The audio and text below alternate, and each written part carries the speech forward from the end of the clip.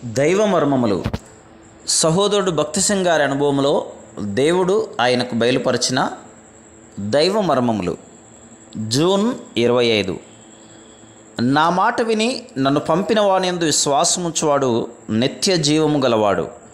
యోహాను సువార్త 5వ అధ్యాయం 24వ వచనం. దేవుడు మనందరితో మాట్లాడును. ఆయన సమస్తమును ఎరిగినవాడు.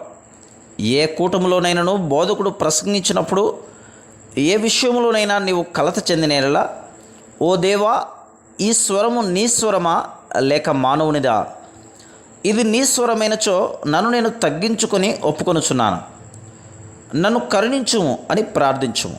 అనేకసార్లు దేవుడు ఇతరుల ద్వారా మనతో మాట్లాడును.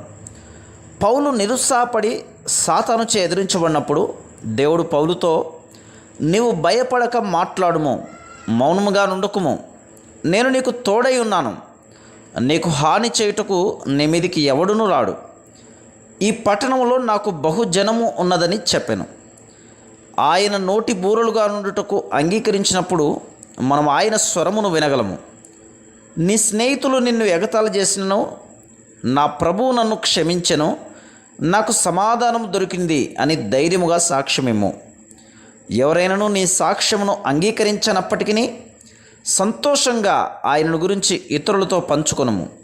నీవు ఒకవేళ శత్రువులచే చుట్టబడినను భయపడకుము, నేను నీకు తోడుగా ఉన్నానని దేవుడు మాట్లాడును. Praise the lord.